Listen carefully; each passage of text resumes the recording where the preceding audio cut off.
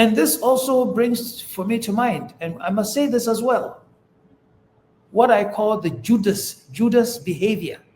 Judas, Judas, the Judas behavior of some employees and business associates.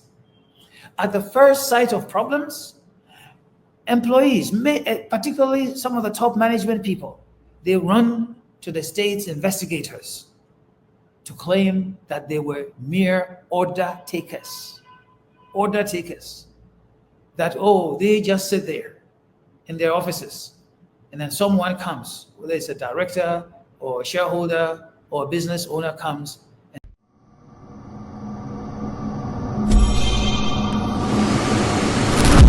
Emperor TV, ye kono asumdue.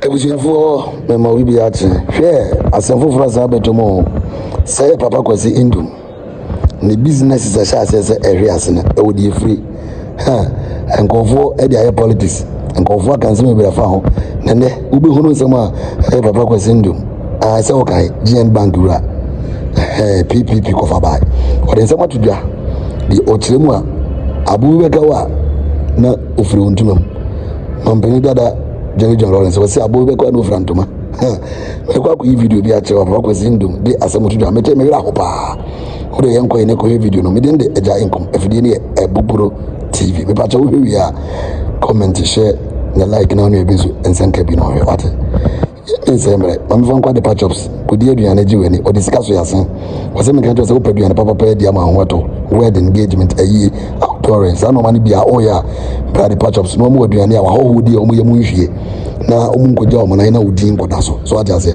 fa no be na gusku na se fra de patchops no be mo aduane pa na de aso mo ho sanso o re du kwa bena metals o se me kan to se o pe dade empa so ati ase unya e na unya e na idie obekwaso wa dadi uhia dade mpa enne beche mpani se uye bema na otompa ne mpa ne tumi di 5 years dua mpa edi 5 years a na o mema ye ofom to dade mpa na nchema iron gate ade bi ade dade ye de na na ko be do be ama fre no be go skin as no onu be din se so Ghana be bia obi a ko be de ama yen ko ni ko video no ya na fe wa share e de ama me da wase. The state in any country gives you power. It is strong. That power is strong, powerful. But then when the state comes after you, it is heavy. Even when it is coming after you to see if they can establish wrongdoing, it is a heavy thing, and it can break a person. Whether the person is weak or strong, it doesn't matter. It can break you. It can break you. And I know of which I speak, that I have tasted the venom of the old SFO, okay, years ago. And not too long ago. Many people don't know this. Not too long ago, during the current administration, I was invited. And I've been invited not once, not twice, but a few times by EOCO, EOCO, for investigation. I'm saying to you that no matter who you are, how clean you are, when those people call you and serve you notice, it shakes you. It shakes you. So the people who have the power to call us to task, to call anybody to task, let them wield that power carefully, respectfully. And so for Mr. Chikata, I'm glad he's here, still here, to tell his own story. After all, he's a citizen, but he must do us all a favor by telling his story. And this reminds me of challenges, some of the challenges faced by entrepreneurs in Ghana. What am I referring to? It is the criminalizing of business behavior. Yes, I know that people who do the wrong things, they must be taken through the legal process properly, whether they're a business person, a politician, whatever else.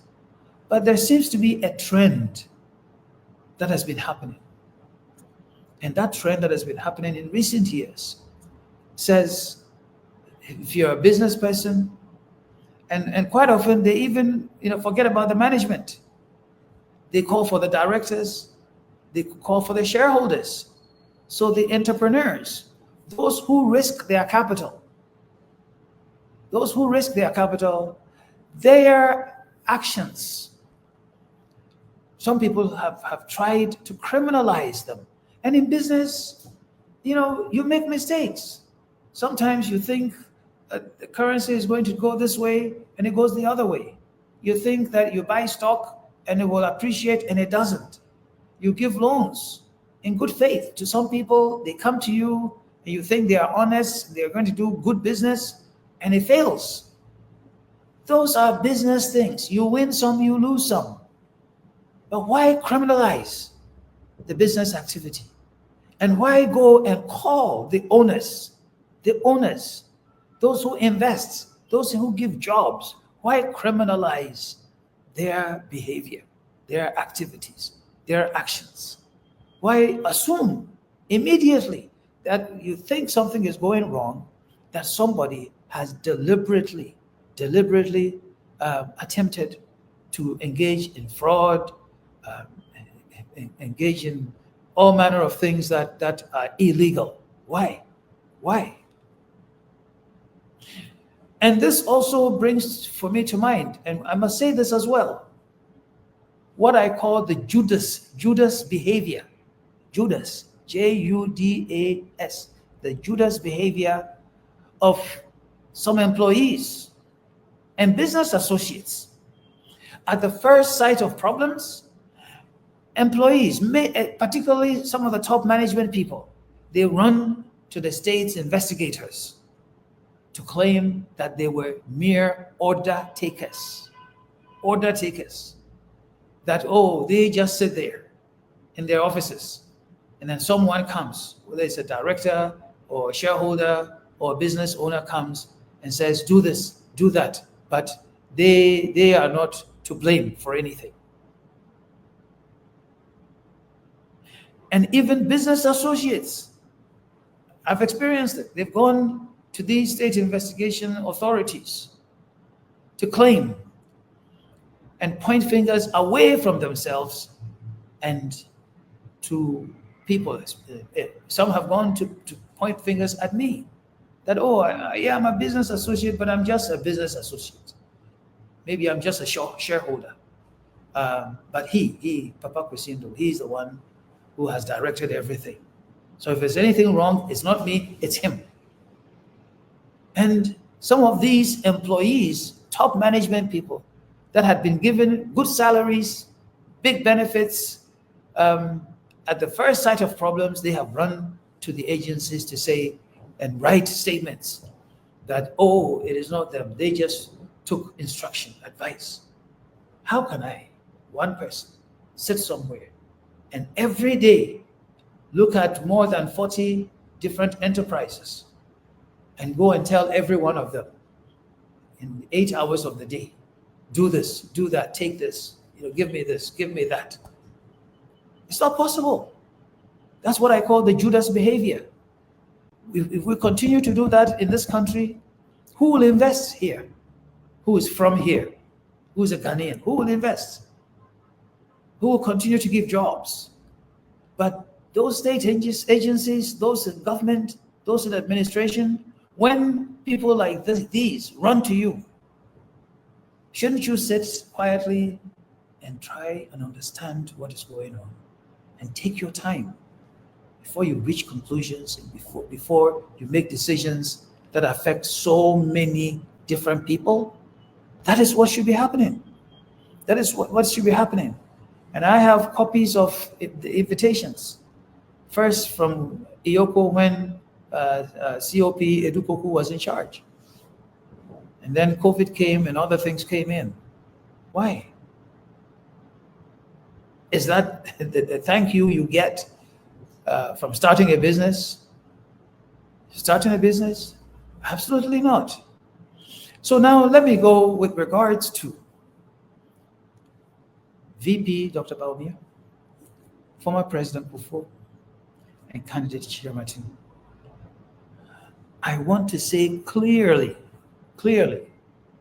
that this is an MPP matter. It's not my matter. I am not, and I have never been a member of the MPP. I have served in an MPP administration led by Mr. Kufuor.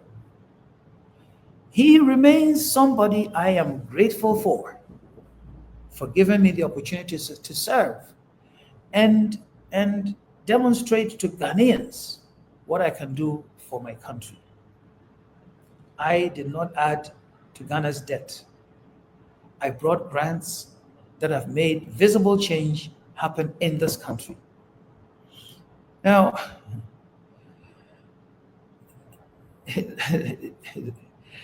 let me say that, look, I have some history with candidate Chiramatin, Alan Chiramatin. Back in 2001, when I was proving difficult and former President Kufuor wanted me to serve in his administration, he looked for me everywhere. At that time, I was doing a consultancy job with the African Development Bank. He called me, he tried to reach me. I didn't want to become a minister in any administration. What I wanted to do, I said, if you want to utilize my experience, I'd be happy to serve as chairman of Investment Promotion Center.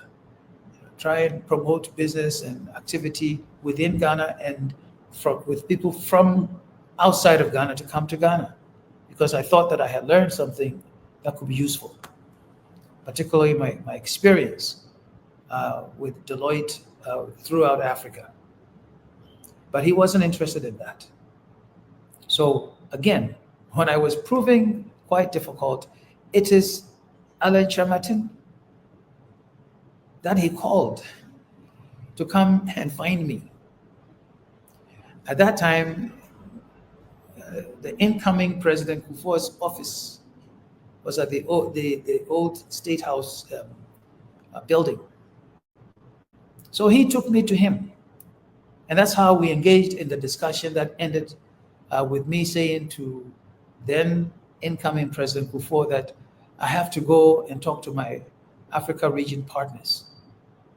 And I'm doing a job with the African Development Bank and it's not done yet. So I'll go and think about it. Of course, he did a number on me. He didn't allow me to think about it. I was there in Abidjan and I heard the announcement that I had been made a minister in his administration. And I did serve. So people should know that Mr. Chiramatin and myself, I know some things that have gone on between the two of us. I also know the bonds between Mr. Kufuor and Mr. Chiramatin. I know that there are strong bonds. I know the feelings Mr. Kufuor has about his MPP administration. But what I'm saying here is that it's unfortunate something has come between the two of them. Something that shouldn't have happened. And I do hope that with time, they resolve them. Because I know a little bit about the intentions of Mr. Kufuor, former president. But I am not going to wade in the middle of this. That is up to them to resolve and to use the long-standing relationship between the two of them to get it resolved. I'm not going to contribute to that controversy in any way at all. But I need to set some records straight. Look, I've heard some people talk about HIPIC. I heard some people talk about Millennium Challenge and all of it. Some people even had brought my name in there about how I got into the administration and why I may be supporting this person or that person. Look,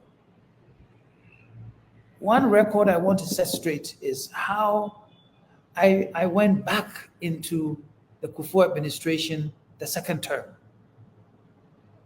If you ask for President Kufuor, he should tell you. He should tell you. And Ambassador DK Osei should know this, be able to testify that indeed at the end of the first term, former President Kufuor and myself, we said goodbye to each other. That he was going to work with members of his political party, MPP, and I should also go and mind my own business somewhere else. So we did that. And so that essentially was the end of that relationship for the first term and beyond. So I started saying, one door closes, another door opens. So why did I go back and serve that second term? Today I'll tell you. Go back and find the people who were in charge of the World Bank in Ghana, the World Bank rep in Ghana in 2005, the DFID in charge in Ghana person in 2005, and the person in charge, the IMF rep in Ghana. These three people in 2005, January, are the three people who called me and talked to me and said, we think you can make a contribution to what's happening in this country, that some strides have been made, certain things have been done. They knew of my involvement with the HIPIC initiative and said, if you would agree to go back in the administration, but to work on public sector reform, we will support you. And I said, how? They said, we'll find the money for you to execute the programs. And I said, but Kufuor and myself, we have said goodbye to each other. They said they have their ways. I don't know. But somehow, after the conversation, I was called back and had a chat with former President Kufuor. That's how come I became the Minister for Public Sector Reform. And I must tell you, go back and check all the reforms that we did, that we executed, including the planning for the reform. If you here's the brief outline of the reform program, public sector reform program, and the detail of the public sector reform program, the putting the plans together, the preparation, all of those things that we did, they weren't funded from Ghana government budget. I got grants from DFID, from the World Bank, from the IMF to do the reforms, including the pension reforms that have brought all of these pension companies that reformed the old SNIT program that now we have tier 1, tier 2, tier 3, all of those things where we had the late Mr. Bediako, who was made the chairman of the pension reform committee. We funded all of those things, and they came from DFID, from the World Bank and others. So much so that some people didn't agree with me. They thought, I was getting all these funds and we were spending them here and there. We engaged in reform. So I want you to get that record straight. But I also want people to understand that, look, the thing that made HIPIC move, one of them, not the only thing, this thing that we called the Agenda for Growth and Prosperity, and you see that in small letters up there. It says Ghana's Poverty Reduction Strategy from 2003 to 2005, and in bold letters, Agenda for Growth and Prosperity. There were some people who did not agree that we should do anything like this. But we persevered, and this was an essential document, an essential requirement. This was the executive summary of what led to this HIPIC thing. Now, anything that succeeds, it has many followers, many admirers, many people who want to claim credit. I'm saying to you, ask Mr. Osafumafo. The person who led that thing was John Ajikum Kufuor himself. And all of the rest of us, we contributed to what is it that happened. But I will show you one last document on this matter in terms of setting the record straight. When it comes to Millennium Challenge Compact, this is one of the original copies of the agreement, which was delivered to me personally. This is a document that has my signature there. Okay, and I'll show you, because it's important for people who go around talking, and one day I will tell you the full story of what some people did after we had done the work, okay, to come and claim. Look, see the signature here, okay, of the man who was in charge of the Millennium Challenge Corporation on this side, on that side, there. And then the other signature, that's my signature. This represented 547 million and 9,000 US dollars. It's a grant given to Ghana. Now, all I'm trying to say is that arguments back and forth about who did what, who contributed to what, who was part of anything, now it's all history. Let's put the history behind us. Let's look ahead. If you want to, win power, what are you going to do for Ghanaians? What are you going to do? The history is past. Some of us, we did our work to wipe the debt of Ghana almost clean, almost to zero. Then some Latter-day Saints have come. They have come and they have done things to make it all worthless. The sacrifices, the challenges we overcame, and have burdened us with huge debt today. And what are they saying? What are they saying? They should have learned from the things in the past. So I will not wade into the controversy between Mr. Chamatin and former President Kufuor over Dr. Mahamadou Bawumia. Past. Leave it alone. Leave it alone. But the past should also show us which direction we should go. So let's focus on which direction we should go. Now, let me indeed say to everyone, and I remain convinced that what happened to GN Bank was not a matter of accident. It didn't happen by accident. It was a calculated attempt, even if at the beginning that was not the case. Some architects of that attempt in this present administration, they intentionally did this to collapse not just GN Bank. They knew the relationships, but they didn't understand what the potential impact on thousands of Ghanaians would be. They didn't understand that. So they blindly went through it, blindly, and did things, that have hurt thousands and thousands of Ghanaians. This past week, I went through Kumasi to Techiman, to Atebu Buamanting. I went to Tamale.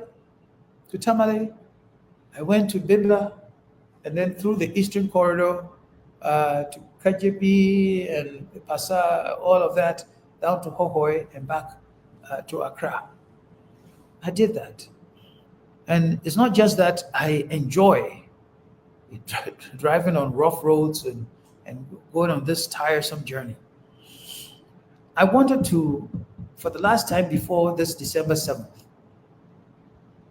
and definitely before a change of administration, because no matter what happens, there will be a new administration come January 2025, to see for myself, have I gotten something wrong? What's the state of the assets of GN Bank? What has been the collateral damage that has happened, the collateral damage that has happened throughout the country. And what are people saying about what has happened there? And so let me serve a notice to some people based on what I've saw this past week and what I've been experiencing.